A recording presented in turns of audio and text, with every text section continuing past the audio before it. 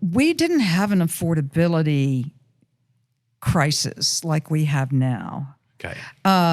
It was much more stable. I mean, there were 6 months of inventory at least in the residential market. And one of the things that made Austin so attractive was that it was so cheap to live here. Right.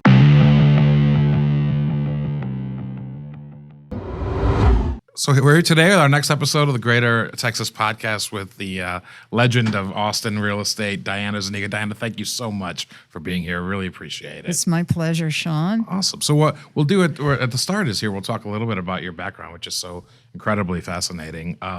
So you're from Laredo originally, is that right? Laredo, Texas, on the border. How was that growing up on the border? It was a very insulated society. When I was growing up, like Laredo's 150 miles from San Antonio and 140 miles from Corpus Christi, and those were our metropolises where we went to get our eyes checked and things like that. And so I grew up with sort of in a community that the little part that I grew up in had sort of a false sense of aristocracy. So it was a shock when I came out into the real world. Gotcha.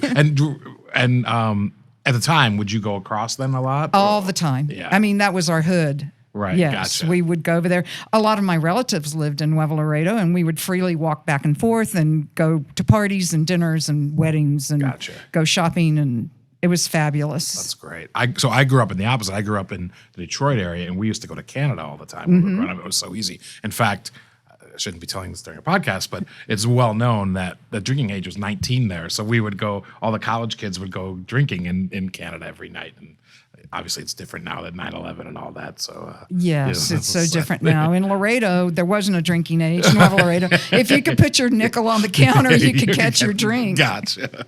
And so then when did you come to Austin? I came to UT. Right. But a little detour before then, I went to Kilgore College. I was born in Kilgore, Texas, and all the time I was growing up, my parents said, "You're going to be a Kilgore Rangerette." And so I went to Kilgore College, and I was a Rangerette. And I have to tell you, that experience was the best training for life, because the Rangerette motto is "Beauty knows no pain." And it really helped me in dealing with adversity in my real estate career. It's like you see your mark, you hit it, and you perform. And so, interesting. So the Rangerettes is that a dance? It's a dance. I forgot you're a Northerner. I know, I'm not from Texas. You're a Yankee. Sorry. Yeah, exactly. Yes, they're a pretty world famous drill team. Gotcha. Yeah. Awesome. And so then I came to UT and majored in physical and health education. Did you think you were going to do something in that area? I thought I was going to be a dancer or a teacher or who knows what. And I did, in fact, while I was going to college, I was approached by an instructor, and they said they're starting a new high school, Westlake High School. Okay. And they're looking for a drill team director, and she knew I'd been a Rangerette. So I got hired to start the Westlake High School drill team. No kidding. Which is they're very recognized in the Central Texas area for their excellence. So that was a very proud moment. That's awesome. Yeah. But I decided that I really wanted to be a dancer, and I moved to LA to pursue a professional dance career. And while I was doing that, I met a man doing private placement real estate syndication. Wow. And that's how I got into real estate. No kidding. That's fantastic. And so then when you started to get more involved, is that when you came back to Austin then? I did that for a couple of years. I was missing my family, so I moved back to Austin. And so family started asking me to help them find things. I wasn't licensed, but I got my license. And then, just following a $75 commission, I met a man that owned an apartment building in East Austin, and he was having trouble selling it. It was in bankruptcy, and I didn't know any better because I hadn't done a commercial deal. And I didn't know that it was hard. I just thought this is the way it is. And it took like 9 months to close it. But I did it, and I ended up being a multifamily broker. That's fantastic. That's a great origin story, right? And then at some point, you transitioned. Well, you started doing more development too, right? Right. Well, Were the spring condos, was that like kind of the first one? That was my first one, and Yeah. I'm a lucky girl because not that many people get to build a 400-foot high rise as their first development deal. I mean, obviously, I'd done real estate investments, Right. but ground up development, that was the first one. I had 3 very experienced partners who had done condominiums before, and I owned the land. And so Gotcha. they came to me and wanted to buy the land, and I really didn't want to sell it. And they said, well, if you'll come into the deal, if you'll sell us the land, you can be an equal partner in the deal. And I took that really seriously. I went to every construction meeting. I really learned so much doing that deal. Interesting. Now, and I want to talk about that a little bit because you're such a trendsetter in this area and in real estate. Even today, I think this is such a male-dominated field, right? Like and back then, when you started out, it was, I'm sure, even worse, right? Like, and so I just kind of wanted to know your thoughts on how that was starting out in such a male-dominated field, basically. Well, I think that it was really an advantage to me because I like to tell a story. If you're cold calling and you call a man and you're a woman, the first thought that goes through his head is, did I date her in high school? And they'll take your call, the first one, and then, or that was the situation then. Right. And then if you don't have your act together and, know your business real estate wise, then you might not get to make that second call. But if you're prepared, then it's the beginning of a relationship, a business relationship. So I always felt like it was an advantage. And I think that the reason even today there's not more women in commercial real estate is that I think women are innately risk averse. And it's a very risky business. When you're on commission, you're out of work every day when your feet hit the floor. Yes. You kill what you eat. Right. So it's not like having a job, and a paid salaried position is what I mean. It's funny. So I obviously graduated law school in 2001, and I worked at a big firm for a long time. And before I was in real estate, and when you get into real estate, it's just what you said, like. It's a really risky area, and people are willing to take huge risks with their personal time and investment. And it was really eye opening when I first got into it. It was how people would just go head forward and they just go, right? And you don't know where your next dollar is going to come from. It's all highly speculative. Right. Interesting. So you've gotten into really mentoring young women in the real estate industry. I have women and men. Okay. And my mentors were always men, and I'm so grateful for the ones that helped me and brought me along. And whenever a young person reaches out to me, I always say yes. I'm always happy to mentor. I think it's really important. Gotcha. Yeah, I agree. And I wanted to tell you one thing. I ended up. I don't know if we talked about this, but I ended up. You sit on the board of the Blue Lapis, right? Is that my pronouncing? Blue that right? Lapis Light. Yeah, I went to the show that was down there. It was great. It was really entertaining. It's the woman, I'd love to introduce you to the woman that is the director, Sally Jacques. She's originally from Europe and started as a street performer. And her courage, you talk about, taking risks. Right. I'll never forget the first time that I joined the board and the production was going to cost $90,000, and she'd raised, I don't know, maybe $2. And and I said, well, how are you going to, put on that performance? And she said, the universe will deliver to me. And that's her attitude. It's like, I put it out, the intention out, and the universe will deliver. And she's been incredibly successful. And I think that's part of being any professional in a very risky career, that you just have to put your intention out there and just believe and believe that it's going to happen and work hard, of course. And all that. Of course, you have to follow through. You can't just exactly. Yeah, exactly. All right, so we'll talk a little bit about what you're doing now. You started Investors Alliance. When did you start that? 1996. Okay, all right, and now you're partners with Jason. I'm partners with Jason Berkowitz and Hank Farrell in several investment deals.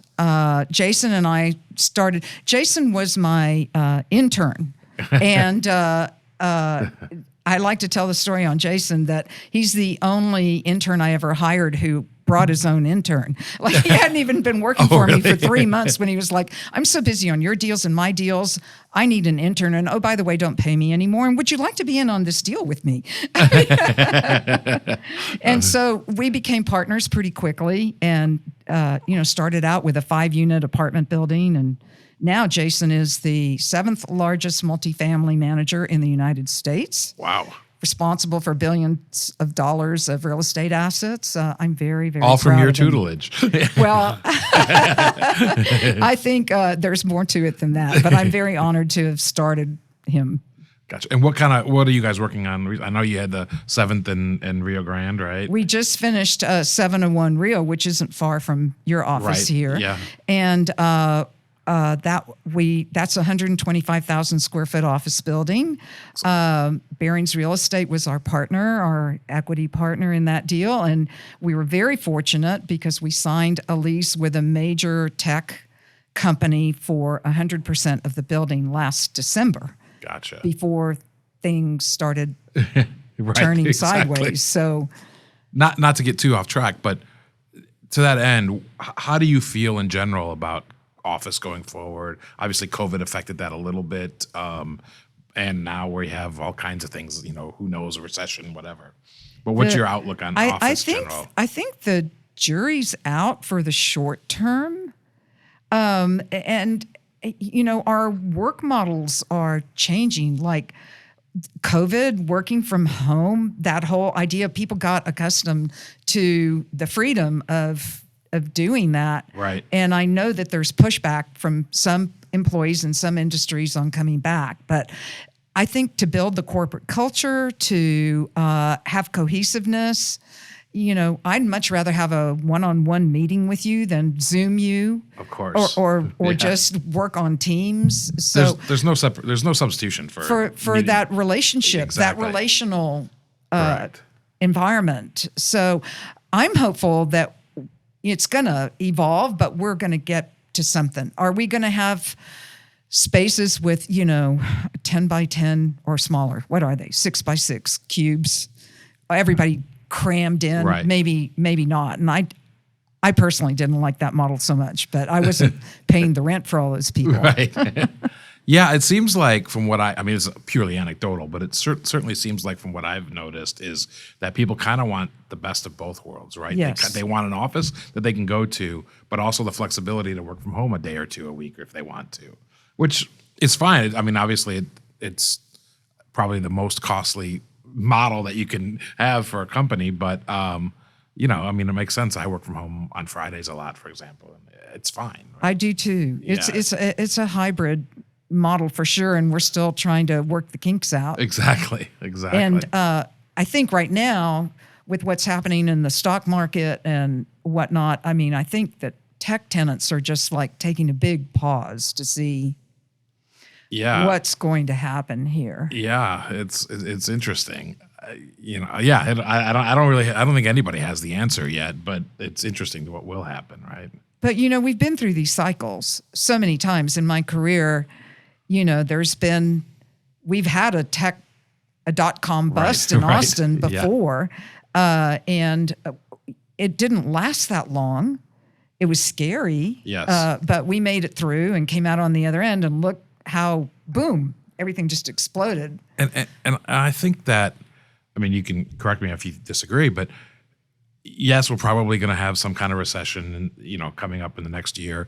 But at least for Texas, I just don't see it lasting that long, right? A year maybe, right? And then there's still so many people moving here and so many companies moving here that's really going to be the driver, I think. I think so.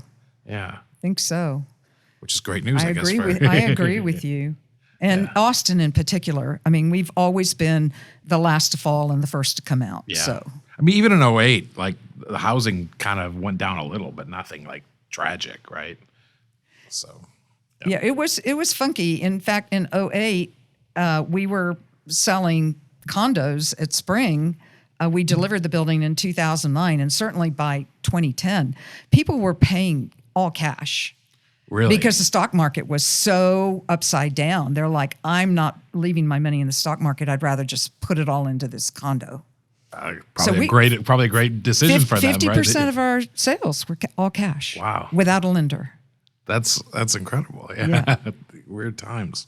Well, but that leads us into sort of what we're looking at in Central Texas. And obviously you've seen a lot of the changes, like you said. When you were first getting into development, like what was or real estate in general, not just development, but what was the sort of trend in Austin? I mean, it was a much smaller city then, and what were people like looking at? Were there housing issues like there are now, or what was sort of we didn't have an affordability crisis like we have now. Okay. It was much more stable. I mean, there were 6 months of inventory at least in the residential market, and one of the things that made Austin so attractive was that it was so cheap to live here. Right.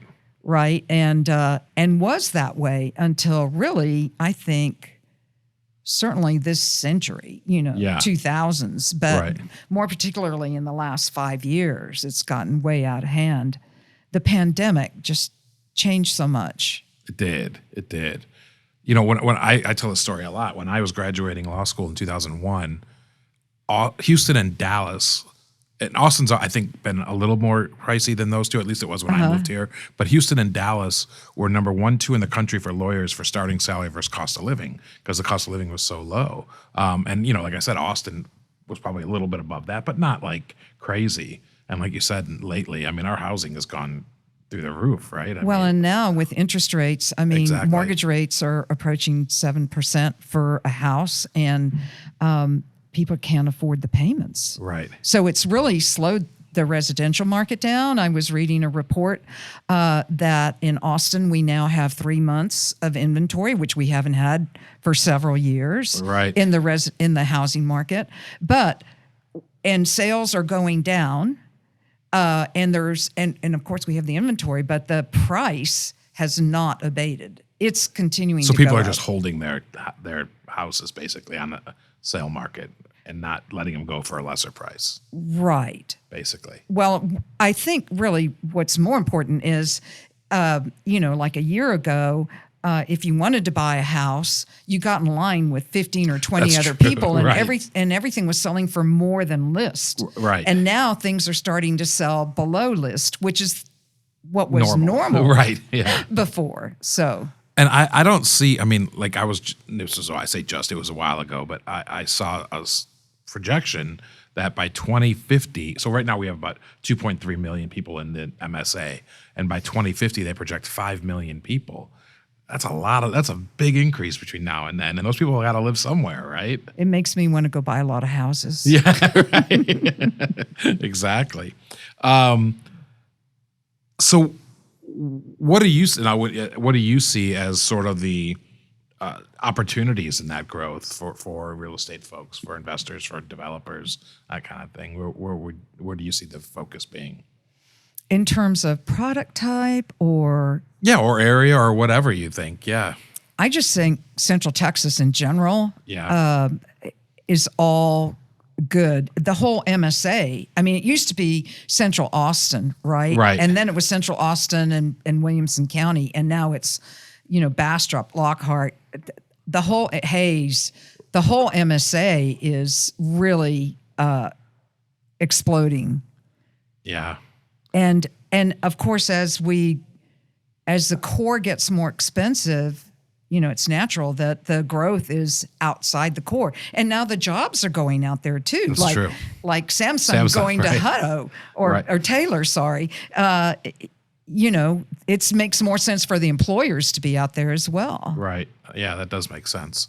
And I think, it sounds like we both agree that this is, the Texas and the Central Texas story isn't going to end anytime soon, but there are certain things that could derail that, right, and make it more difficult.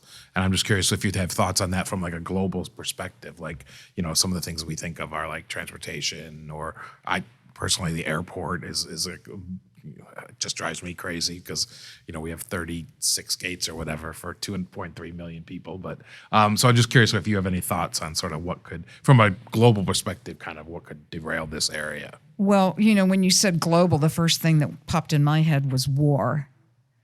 That's a good point. Like, I think that our growth problems here, our growing pains, transportation, infrastructure, utilities, housing, that can all be dealt with over time if people are reasonable and forward thinking. Right. Right.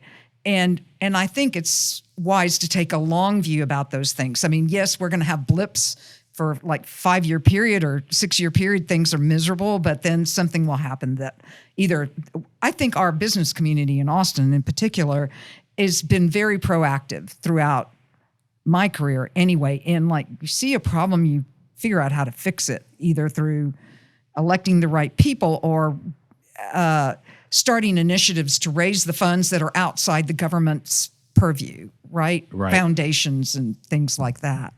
But war, that's uncontrollable. Yeah. I mean, just look at the impact the Ukrainian war has had on the whole world, on really. the whole world, and us too. Correct. And yeah.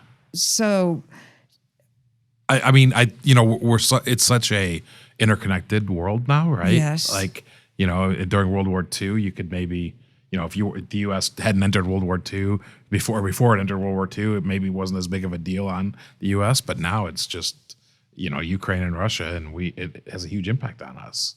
Yes, and the whole world and all our partners, exactly. Yeah. right? Which puts pressure on us. So we're over here, we're kind of insulated because of the geography of where we live, right? And we've got these two oceans on either side of us. But it impacts our partners, the Western allies. And, and so that we have to respond to that. Yeah. As if it were us. That's a good point. You don't think, you think sort of locally and you don't think of more globally sometimes about how these can affect us. Yeah. And now how about in the real estate industry in the Central Texas, some of the hurdles that we face? I know, I've had a lot of conversations with people about, permitting and zoning and all of those things, and kind of what are you seeing in your world with dealing with those issues? I think the processes are so costly because they're time consuming. So, if you and I wanted to build a project of affordable housing units, it would easily take us 3 years to get it all approved and permitted and everything. And as Phyllis Snodgrass said when she was here on your podcast, she was talking about the fact that people say they want affordable housing, but they don't want it in their neighborhood, right? And that's a problem because we have an affordability problem everywhere. So I don't advocate for building the most affordable product on the most expensive dirt, but you still have to plan for it. And the city, they say they're making accommodations for it, but I don't think really they are. Certainly not through the processes. How is it dealing with the city staff and I guess you said is it just like you said that the process takes so long? Is that just getting it through each stage of the process, or what is the delay there? Well, it's a complicated process, and then you have departments that aren't always aligned in the vision of where we're going and how we're going to get there, and so you may have one department say yes, that's fine, and then you'll have another department say, oh no, that doesn't work for us, and then you have to deal with both of them.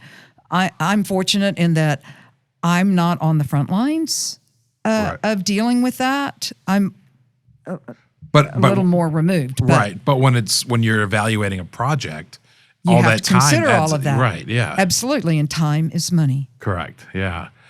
Do you have any sort of ideas on how to improve that process? I mean, is it, we have a weird system of city government, right, where the city manager kind of runs the city staff, but obviously the city council can put pressure on the city manager and ultimately hire and fire the city manager.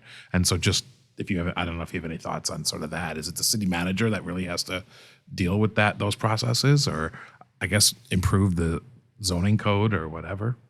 Well, I don't think the city manager can improve. No, the I zoning mean, code, yeah, right. right. You know, I know that. Yeah, yeah. It's I mean, we've been talking about rewriting the code for a decade, right. Yeah, and we'll see what happens with this next election. What the will is of the new city council and governance. I mean, something's got to give.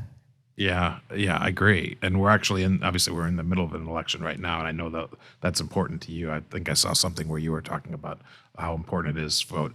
One of the things that national elections always get the big sort of coverage, but it's the local elections that mean so much more to your daily life, right? Exactly. And I don't know if if this podcast will be issued before the election or after. It'll be after, but probably before, because there's almost certainly going to be runoffs here, right? And so it'll be before the runoffs. I just think it's so important to vote, and so many people are so apathetic about it. Like, well, my vote doesn't count. It doesn't matter whether I vote or not. Well, some people are elected to office by a very slim margin. I mean, like under 100 people, right. 20. It depends on what community you're in. People can win by 10 votes, so your vote does matter. And right. if you feel strongly about something, you should vote for the candidate that shares your views and make it happen. Right. Yeah, for sure. And take someone with you. Yeah, to vote. Exactly. Right? I saw something today that I mean, obviously it's early. We're only in the second or third day, I guess. Third day is today, of early voting. But turnout has been lower than it was in 2020 so far in early voting. Is that so? Yeah, which is a little disappointing, right? It is. Well, I think I know I'm going to vote on Friday. Okay. So I've calendared it, but I think people hopefully will rush to early voting before it's up, which is next week, I think. I think that's right. November 3rd, maybe is the last day to early vote. Okay, possibly. and then the 8th is or whatever that Tuesday is. Yeah, is the election. Yeah.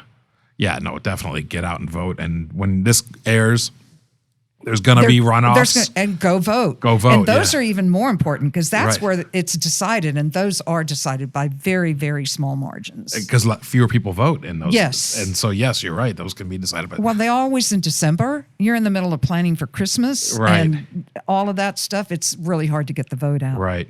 And, this year there's there are housing bonds on the ballot, which are obviously important one way or the other. And there's a lot of city council member positions that are really, we call it either between like sort of pro-growth or, not anti-growth, but like more, neighborhoody types. And those things matter, right? I mean, those things matter a lot. Right. It's how are we going to grow? We're going to grow. How are we going to grow? And exactly. Leadership is the one that determines, right? The city council, state government, they're the ones that determine how we're going to grow. Right, exactly. So overall, you're still optimistic about the future in this area? Yes. Texas. I can't help but be optimistic. Exactly. But there are there anything else that you say, all right, we really need, while we have a great future, we really need to improve in these areas? So I don't know if you had any other areas that you think we should focus on. Transportation for sure, and I know we've got these mobility bonds, and my concern is that so much of it is dedicated to things that don't really help the average person very much. I'd love to see more regional planning. How does the person who lives in Kyle or even further south come to their job in central Austin? Right. Right now it's IH-35 and there's not really any alternatives. Correct. If we were going to have a rail system, I'd rather focus on a regional rail system than taking drive lanes out of our core central city and putting all our money there, because that's not going to help the region. Right. Which is where the congestion is. Agreed. I think that makes a lot of sense. I mean, as you mentioned earlier, people are moving farther and farther from the city center, and they need to be able to get to downtown, and it's not.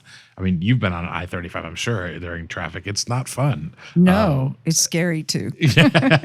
And so, yeah, I think transportation's a big deal. And they've talked about some renovation. TxDOT is working on some renovations to I-35, but we'll see. I mean, who knows how long that'll take and what they're planning. I don't know. We'll see. I'm a big fan of the capping of I-35 through downtown. I think that would be a game changer for the downtown area and connecting everything. Agreed. And you've seen how Dallas did theirs, and it's fantastic. It works great. Yes. Awesome. Well, thank you so much, Diana. I really appreciate you being here. It's such a great have a conversation like this with you, and I really appreciate your input on everything. Well, thank you. It's a pleasure to be here, Sean. Thank you so much. And I'm so pleased to have gotten to know you since we met on a panel a couple of years ago. Exactly. So I wish you the best. You too. Thank you very much. Thanks.